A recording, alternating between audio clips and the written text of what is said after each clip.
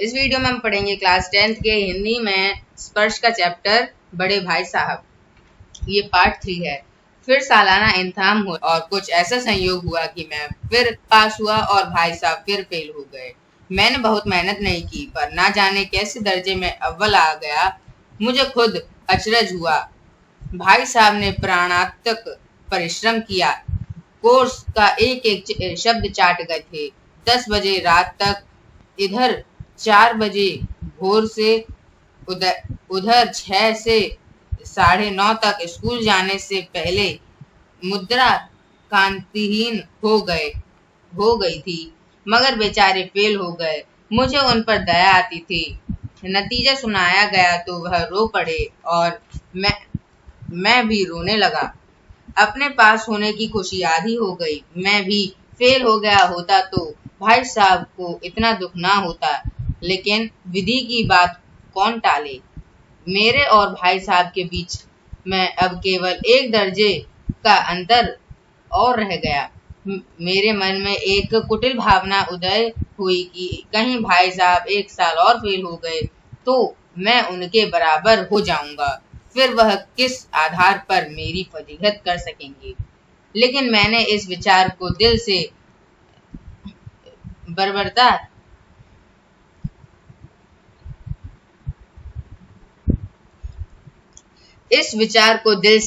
बलपूर्वक निकाल डाला। आखिर वह मुझे मेरे हित के विचार से ही तो डांटते हैं। मुझे इस वक्त अप्रिय लगता है अवश्य, मगर यह शायद उनके उपदेशों का ही असर है कि मैं दनादन पास हो जाता हूँ और इतने अच्छे नंबर से। अब भाई साहब बहुत कुछ नरम पड़ गए थे। कई बार मुझे डांटने का अवसर पाकर भी उन्होंने धीरज से काम लिया। शायद अब वह खुद समझने लगे थे कि मुझे डांटने का अधिकार उन्हें नहीं रहा। यह भी तो बहुत कम। मेरी स्वच्छंदता भी बढ़ी। मैं उनकी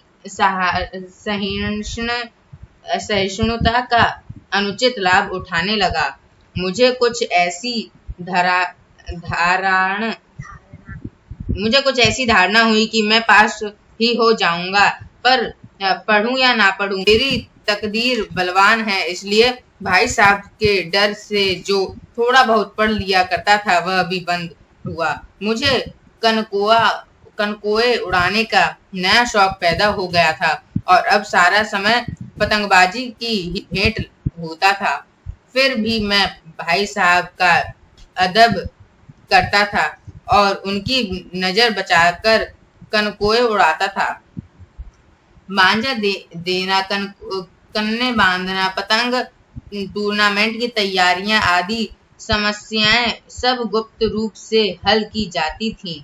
मैं भाई साहब को यह संदेह ना करने देना चाहता था कि उनका सम्मान और लिहाज मेरी नजर में कम हो गया है। एक दिन संध्या समय हॉस्टल से दूर मैं एक कनकोए लूटने बेतहाशा दौड़ा जा रहा था। आंखें आसमान की ओर थीं और मन उस आकाशगामी पथिक की ओर जो मंद गति से झूमता पतन की ओर चला आ रहा था।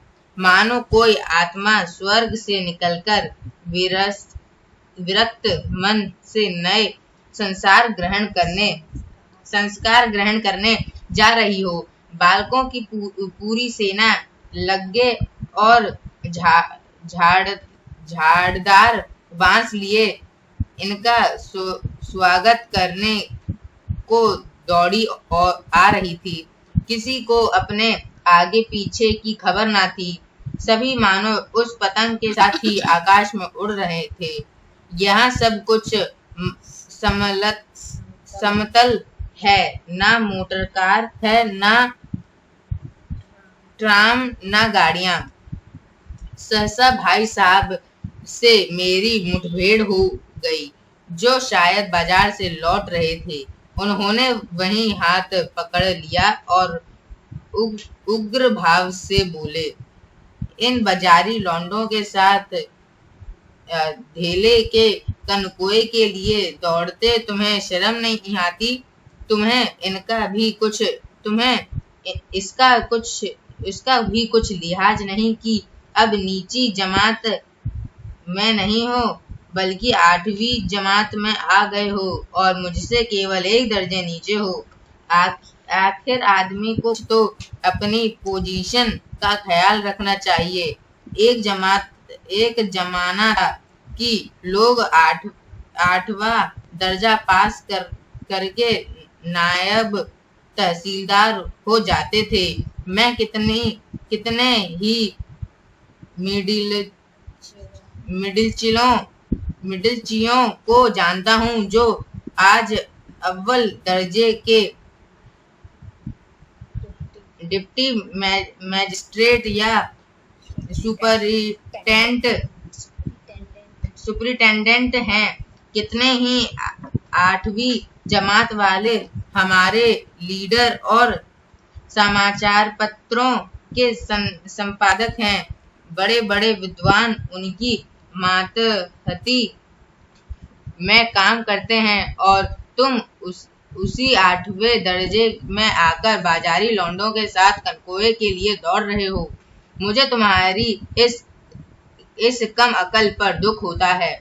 तुम जहीन हो, इसमें शक नहीं, लेकिन वह जेहन किस काम का जो हमारे आत्मगौरव की हत्या कर डाले? तुम अपने दिल से समझते होगे मैं भाई साहब से महज 1 दर्जा नीचे हूँ और अब उन्हें मुझको कुछ कहने का हक नहीं है। लेकिन यह तुम्हारी गलती है। मैं तुमसे 5 साल बड़ा हूँ और चाहे आज तुम मेरे ही जमात में आ जाओ और परीक्षकों का यही हाल है, तो निसंदेह अगले साल तुम मेरे समकक्ष हो जाओगे और शायद 1 साल बाद मुझसे आगे भी निकल जाओ। लेकिन मुझ में और तुम में जो 5 साल का अंतर है, उसे तुम क्या खुदा भी नहीं मिटा सकता। मैं तुमसे 5 साल बड़ा हूँ और हमेशा रहूंगा। मुझे दुनिया का और जिंदगी का जो तजुर्बा है, तुम उसकी बराबरी नहीं कर सकते, चाहे तुम MA और D.Phil और D.Lit ही क्यों ना हो जाओ।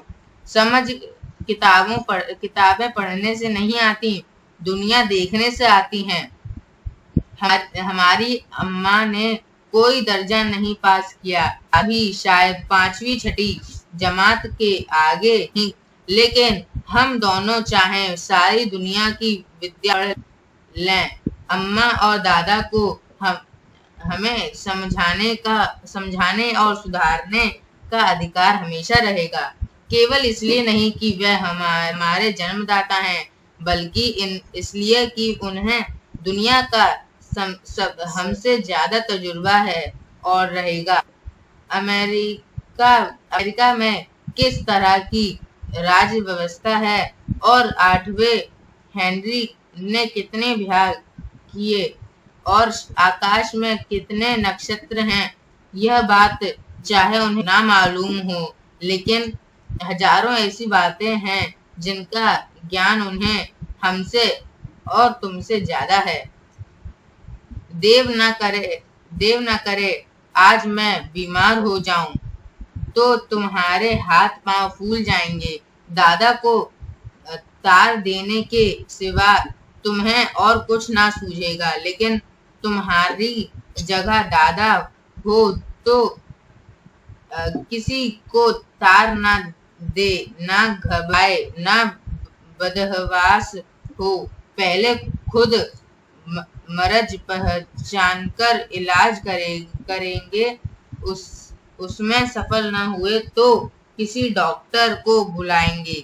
बीमारी तो खैर बड़ी चीज है, हम तुम तो इसका भी इतना भी नहीं जानते कि महीने भर का खर्च महीना भर कैसे चले। मैं जो कुछ दादा भेजते हैं उसे हम 20-22 तक खर्च कर डालते हैं और फिर पैसे पैसे को मोहताज हो जाते हैं। नाश्ता बंद हो जाता है, धोबी और नाई से मुंह चुराने लगते हैं। लेकिन जितना आज हम और तुम खर्च कर रहे हैं उसके आधे में दादा ने अपनी उम्र का बड़ा भाग इज्जत और नेकनामी के साथ निभाया है और कुटुंब का पालन किया है, जिसमें सब मिलकर 9 आदमी थे। अपने हेडमास्टर साहब की अपने हेडमास्टर साहब ही को देखो, MA और की नहीं और MA हैं कि नहीं और यहाँ के MA नहीं, ऑक्सफोर्ड के 1000 रुपए पाते हैं, लेकिन उनके घर का इंतजाम कौन करता है? उनकी बूढ़ी माँ। हेडमास्टर साहब की डिग्री कहाँ बेकार हो गई। पहले खुद घर का इंतजाम करते थे, खर्च पूरा न पड़ता था, कर्जदार रहते थे। जब से उनकी माता जी ने प्रबंध अपने हाथ में ले लिया है, जैसे घर में लक्ष्मी आ गई हो। तो भाईजान यह गुरूर दिल से निकाल डालो कि तुम मेरे समीप आ गए हो और अब स्वतंत्र हो। मेरे देखते तुम बेराह ना चलने पाओगे। अगर तुम यों ना मानोगे तो मैं थप्पड़ दिखाकर इसका प्रयोग भी कर सकता हूँ। मैं जानता हूँ तुम्हें मेरी बात जहर लग रही है। मैं उनकी इस नई युक्ति से नतमस्तक हो गया। मुझे आज सचमुच अपने लघुता का अनुभव हुआ और भाई साहब के प्रति मेरे मन में श्रद्धा उत्पन्न हुई। मैंने सजल आंखों से कहा, हरगिज नहीं। आप जो फरमा रहे हैं वह बिल्कुल सच है और आपको इसके कहने का अधिकार है। भाई साहब ने मुझे गले से लगा लिया और बोले, मैं कोए उड़ाने को मना नहीं करता। मेरा भी जी ललचाता है, लेकिन करूं क्या? खुद बेराह चलूं तो तुम्हारी रक्षा कैसे करूं? यह कर्तव्य भी तो मेरे सिर है। संयोग से उसी वक्त एक कटा हुआ कनकुआ हमारे ऊपर से गुजरा। उसकी डोर लटक रही। लड़कों का एक गोल पीछे पीछे दौड़ा चला आ रहा था। भाई साहब लंबे हैं ही उछलकर उसकी डोर पकड़ ली और बेतहाश हॉस्टल की तरफ दौड़े। मैं पीछे पीछे दौड़ रहा था।